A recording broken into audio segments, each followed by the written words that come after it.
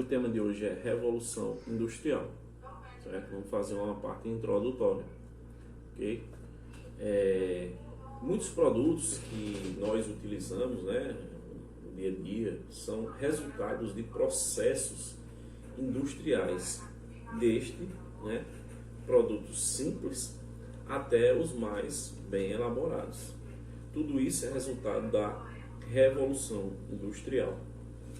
Com a invenção, né, das máquinas, ficou mais fácil e mais rápido produzir esses produtos que a gente vê hoje em dia. Contudo, não podemos esquecer que a vida do trabalhador foi afetada naquela época, bem como o meio ambiente. Vamos falar sobre a Revolução Industrial em todos esses aspectos. A Revolução Industrial foi a passagem da manufatura, né, à indústria mecânica, que gerou mudanças na área trabalhista e tecnológica, provocando um verdadeiro choque no processo produtivo, tanto na área econômica quanto na área social. A Revolução Industrial nasceu na Inglaterra, na metade do século XVIII, e expandiu-se pelo mundo a partir do século XIX, certo? As características da Revolução Industrial foi o surgimento das fábricas, a produção em série e longa escala e o trabalho assalariado. Okay? Então são as principais características. Esse novo sistema industrial, ele transformou as relações sociais e criou duas novas classes: os empresários e os operários. Com relação aos empresários, que serão conhecidos como capitalistas, são os proprietários dos capitais, dos prédios, das máquinas, das próprias matérias-primas e dos bens produzidos pelo trabalho.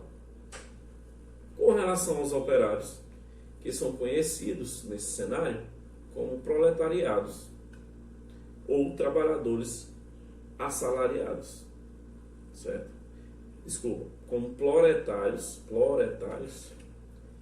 ou trabalhadores assalariados.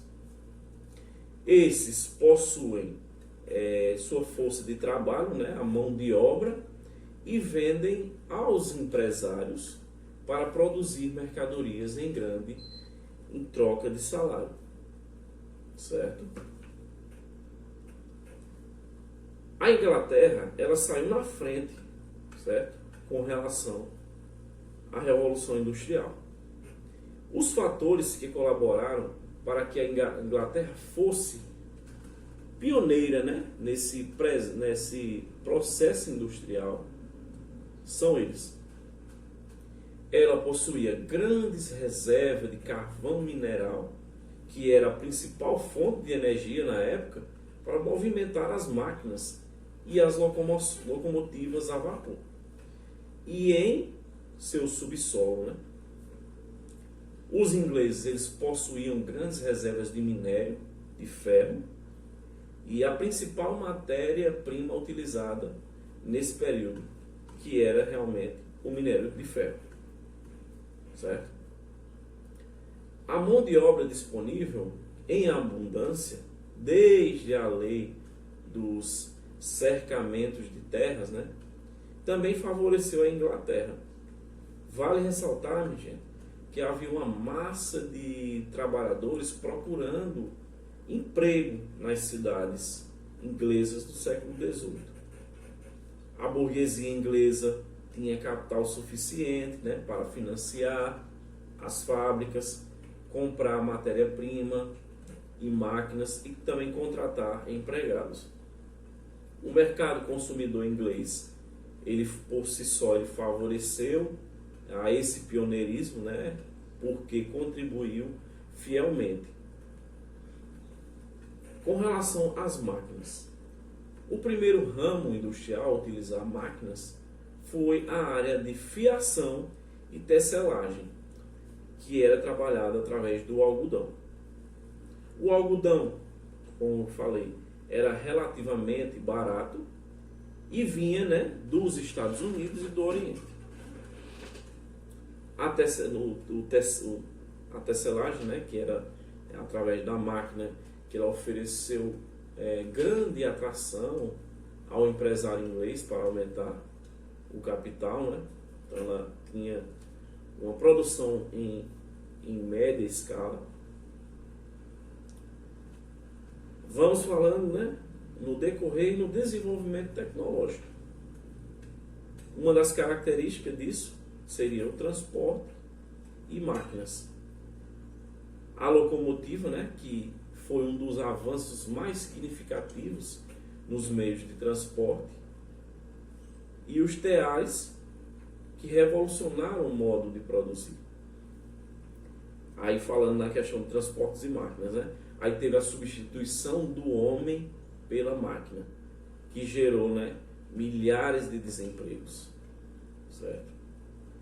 Outra coisa foi a queda nos preços das mercadorias, o que acelerou no ritmo da produção. Então deixou de ser artesanal para ser industrial e tinha a produção mais rápida, e com isso barateava o preço dos produtos. Outra coisa com relação, né, era os tecidos de algodão, que vinham sendo cada vez mais procurados por ser uma peça de qualidade, né? Havia uma grande aceitação no produto nas colônias, né? E não havia leis que impedissem o progresso dessa área industrial. Então era bem livre, né? Um livre comércio. Uma vez que estava sendo beneficiado, né, a muita gente. Então, os capitalistas desse período estimulavam financeiramente os inventores para que superassem a forma antiga de tecer e fiar. Então, era feito, né, esse financiamento para que eles produzissem mais, né, mais peças de qualidade. Então, tinha interesse da classe burguesa, né, na Revolução Industrial.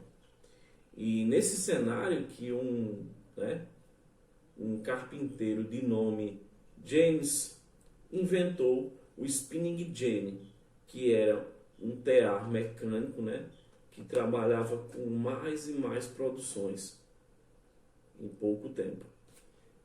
Em seguida, né, Richard inventou a Waltfram, uma máquina hidráulica de fiar mais rápida do que a Jenny, certo? Então foi um processo de mudança e foram inventando mais máquinas que produzissem, né, melhor e mais rápido. Então, com relação às invenções, né, elas não pararam por aí.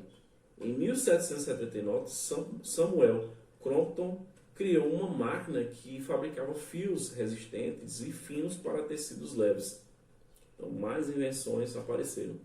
James Watt aperfeiçoou essa máquina a vapor, que foi um dos inventos mais importantes. Em 1807 foi inventado o barco a vapor, né? E em 1814, posteriormente, a locomotiva. Essas invenções impulsionaram profundamente a industrialização, porque trazia, né, matéria-prima, como também levava os produtos finais, através, né, dessa invenção da locomotiva, certo? Nos dias de hoje, as máquinas elas são controladas por computadores, né? Porque elas são complicadas, enquanto que no período da Revolução Industrial, as máquinas eram mais simples, sendo compostas por 3 partes: o motor, a transmissão, que regulava o motor, e as ferramentas, certo? Durante a Revolução Industrial ocorreu a divisão do trabalho, né? Cada operário executava uma tarefa. Em Londres houve um aumento da população que chegou a triplicar devido às fábricas e, consequentemente, do número de operários. E também vale ressaltar, né, que em 1831 e 1841 a população de Londres chegou a 130 mil pessoas. Vamos falar sobre o cotidiano dos operários. As condições de trabalho dos operários não eram fáceis. A jornada de trabalho era em torno de 14 a 18 horas diárias, com 2 pausas controladas rigorosamente.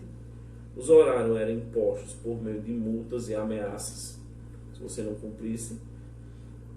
As crianças, a partir de 6 anos, eram surradas por qualquer brincadeira, atraso ou, caso errassem a forma de executar uma tarefa. Então, as crianças também trabalhavam.